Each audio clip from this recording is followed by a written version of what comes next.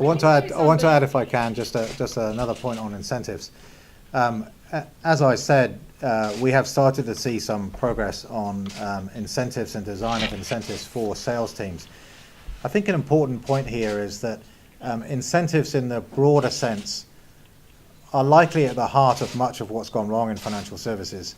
And so while incentives for sales teams and frontline facing teams are an important topic, the structure of incentives all the way up the chain of management right to the top of financial services firms is absolutely critical. So on the one hand, we are focusing on incentives in the context of sales, but we would also point to the fact that remuneration packages for senior executives and CEs need to be designed in a way that the focus on the customer is more prevalent than it currently is, and the focus on short-term financial performance is balanced by a focus on the customer. So in the report you'll see we've made the comment that that focus needs to go right up to the top.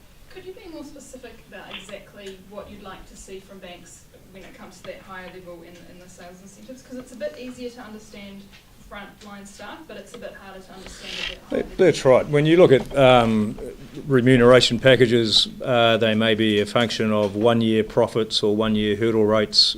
Generally, they are on the financial performance of the bank per se itself. They might have some risk metric, but risk unrelated to customer outcomes, more operational or legal risk.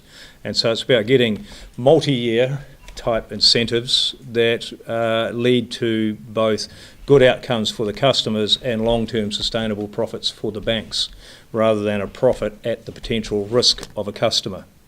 And it's the summation of the customers who are holding unidentified risks or risks they can't manage that leads to the vulnerability of the financial system as a whole. And this is why we're sitting here at the Reserve Bank talking about customer end.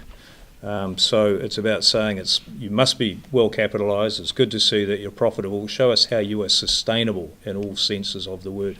So there's been a lot of focus post-financial crisis on prudential risks and the management of those through remuneration packages, including clawback.